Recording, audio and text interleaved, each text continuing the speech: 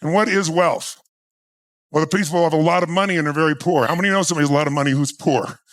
Poor psychologically, emotionally, they don't have great relationships, they're not close to their kids. Really poor is the opposite of wealth. Wealth, if you want to give it a definition, is when you can extract the maximum joy out of any experience. That's wealth. If you have a ton of money and you don't experience joy out of it, if you can't extract the joy, you're not wealthy, you got money. And most of us know money does not change your life. People say, if you're not happy with money, you don't know where to shop. I don't think that's totally true. That's useful. But the truth of the matter is, I want to make sure that you start being wealthy here, whether the numbers hit that or not. And I'm one of you. I'm one of you, meaning some of you starting the journey may see where I am now and go, oh my God, I remember I was fortunate enough to get myself in proximity of some huge players. And I got there because of my skill set. I was able to help them with something else in their life. I changed their relationship or changed their happiness or their joy or changed their body or help them shift something in their business. And so early in my life, I got in proximity with some multi-billionaires.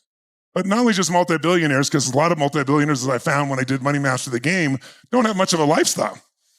Some of them are tight as can possibly be. They're not wealthy. They have lots of money. I know one in particular who actually became a friend of mine. In the beginning, I'd be like, he'd be screaming at his wife and his kid because they spent $2,500 on a piece of jewelry, and the guy is a multi-billionaire. It's like we flew to India. I flew to India, and in those days I didn't have my own plane, but I chartered because the quality of my life was affected by it so much. And he has a Gulfstream, and he chose to go commercial. And I was like, what is wrong with you? And by the way, this person was like 70 years old. So it's not like there's a lot of time to save up for something, right? He could spend more money than he could ever imagine every day and never go through all his money. But some people never get beyond scarcity no matter how much money they have. So I think it's important that on this first day, we address the psychological part, just like we do in business, right? Start out in business, I'd love to start out with some of the core strategies like optimization, because you know how much I love that, because you can change any business. How many of you have been to Business Mastery, optimized your business, and grown it significantly? Make some noise if you're out there, ladies and gentlemen. But none of that works if you don't change your psychology first, right? Because that is always the barrier. And every one of us in this room has a financial set point, a wealth set point. And that set point is kind of like body weight. You know, people have their goal and then they have where they live. And they might go for their goal for a while, but they usually adjust to that set point. And the goal this week might be for you to expand your set point, not so you have more money.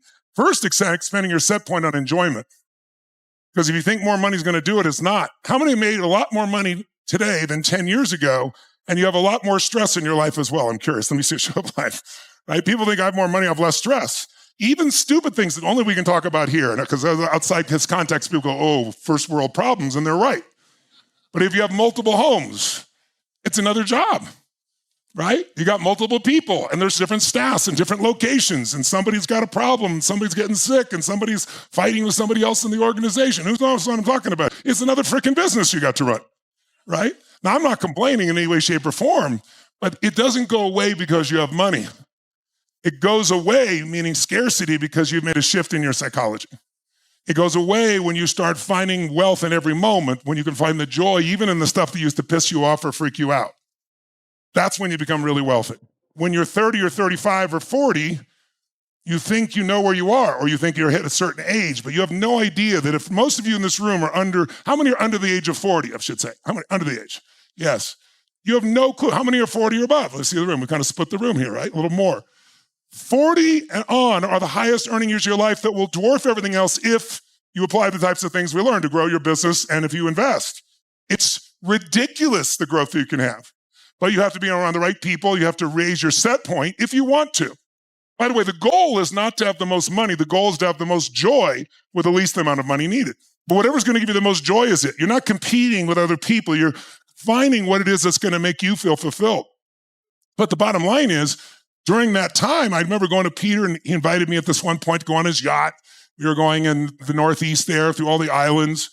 And these are all people in the movie business.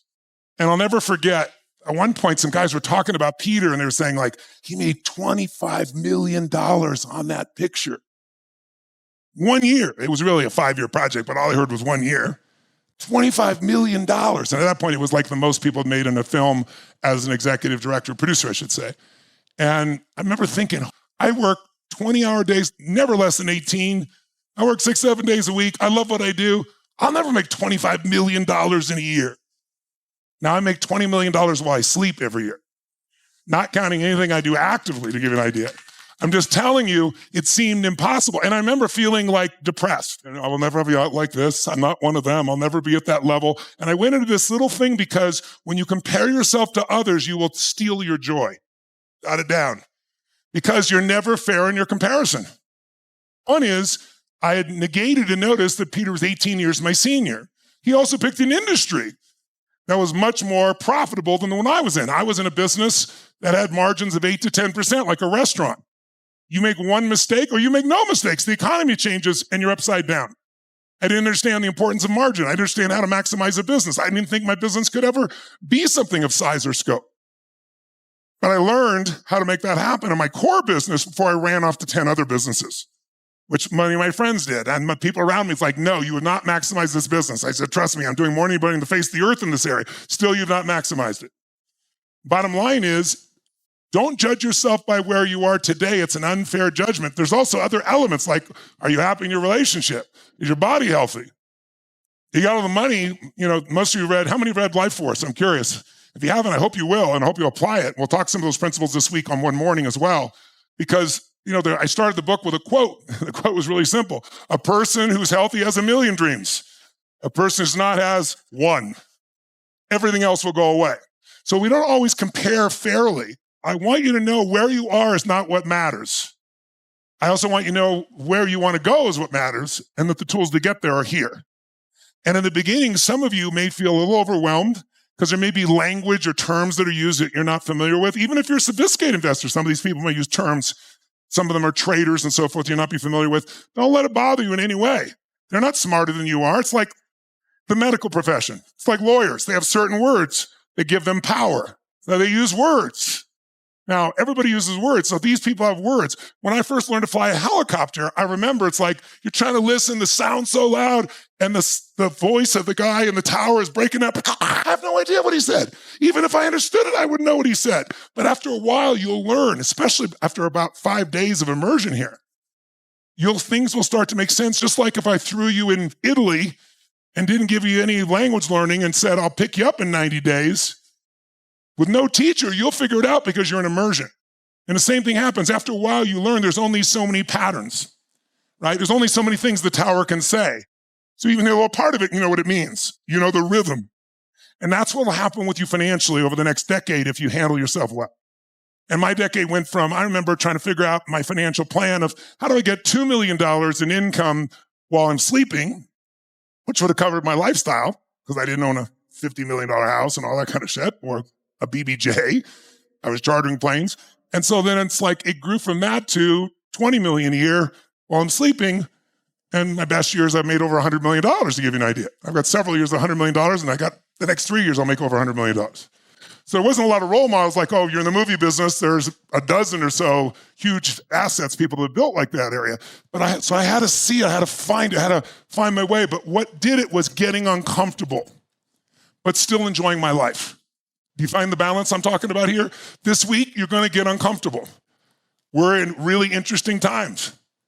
Some of the most challenging times, very different than anything most of you have experienced in your lifetime. But everybody will experience in their lifetime. They live to be at least 80. There's 4 seasons. Some people experience winter when they're a kid. Some people when they're in the middle ages, 20s to 40, some 40, 60, some 60 to 80. But if you live, no one escapes winter. But winter is, well, if I asked you, when would be the easiest and fastest time, maybe not easiest, what's the fastest time to make money? When can you make the most money in the shortest period of time? What season? It's winter. Why? Because everybody's scared. And when they're scared, they change what they value things for. And the way you make money is not by buying things for what they're worth. You're going to buy something for less than it's really worth because of the psychological change, or something maybe that's worth that now today, but with inflation, it's going to grow. That's the way you make money. Or building a business and growing it and selling it for a multiple. Those are the only ways you get wealthy financially. So if you think about it, this is the best season in the world if you can keep this and this straight. If you can find your courage and your faith and your determination, and if you can put together a great plan, which if you play with me full out,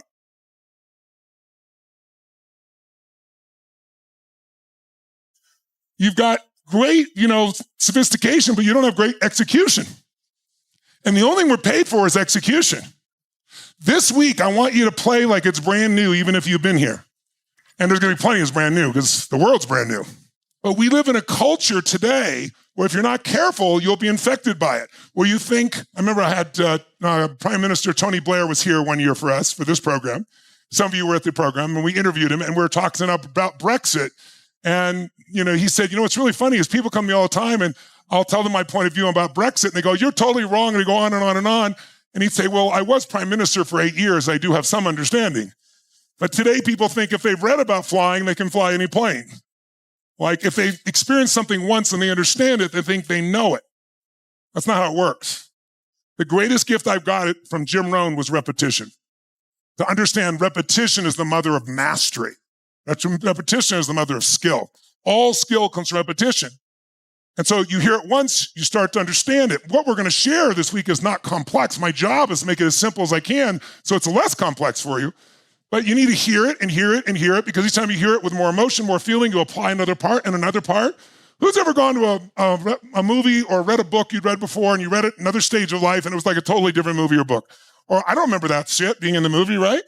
It's because you're growing, because there's something new. So every time I make sure I don't say, I know this. When I was doing Money Master the Game, I spent 23 years coaching Paul Tudor Jones, one of the 10 most successful financial traders in the history of the world.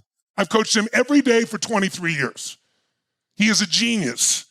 He gives me way more credit than I deserve, but I like it. But I've also learned so much from him. So I knew a lot before I went to go interview these people. But I was more than humbled because I went with a fresh view that as much as I think I know about working with the best guys on earth, there's so many ways to crack this egg, so to speak. And I learned so many distinctions. That was 10 years ago, 2013, when I was in the middle of writing that book. Where I am now versus I was then, because I've applied these tools, is beyond imagination. I'll have $1 billion net worth in the next 36 months, 5 years, if I don't do anything that has a blow up, just my normal asset at their normal growth at about 6 or 7%. And I never focused on money. It wasn't my focus. I changed to make sure I included money as my focus. But I wasn't somebody saying I've got to do this. And being a billionaire will not change my life at all, but it'll be fun. There's only 3,000 of them on the whole planet. So it's like you're a part of a unique club. And it's because I've applied these principles. So I am so excited. Your goal may not to be a billionaire, and it certainly wasn't mine. But I want you to have the greatest quality of life possible. But to do that, we got to take this thing called money and put it in a context where it doesn't add stress to your life and where you feel a sense of skill and understanding and optimism that even if all hell breaks loose, things go up and down. It's not a straight line. If you think it's a straight line to what you want to achieve, you've not been in business. If you go to nature, show me a straight line in nature. You won't find it. If you find it, a human built it. That's not how things grow. How do they grow? They grow up and they come down a little bit like a stock, right? But if it's successful, the overall arc is up. And over the years, there's a stacking of those effects.